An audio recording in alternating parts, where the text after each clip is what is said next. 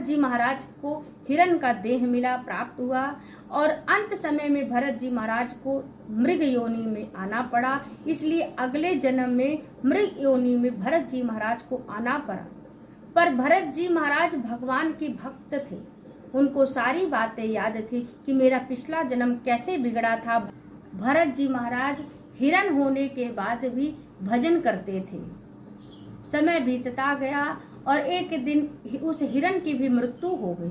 भरत जी फिर जन्म लेकर के आते हैं। सुखदेव जी कहते हैं, परीक्षित, जब भरत जी ने अपना मृग शरीर छोड़ा तो उनका अगला जन्म अंगिरस गोत्र के पंडित के घर जन्म हुआ और इस जन्म में भी भगवान की कृपा से अपने पूर्व जन्म की को स्मरण उनका बना रहा।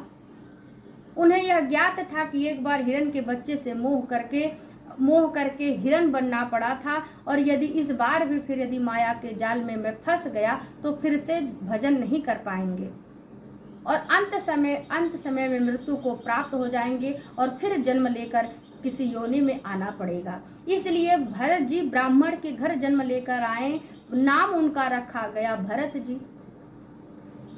लेकिन भरत के आगे जड़ शब्द लगाया गया।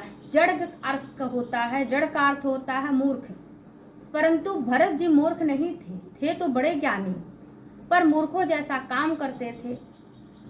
भरत जी महाराज अपने परिजनों के साथ, अपने परिवार वालों के सामने एक मूर्खों के जैसा रहा करते थे। तो भरत जी के जो पिताजी थे उनको लगा कि मेरे यहाँ किसी मूर्ख ने जन्म लिया है।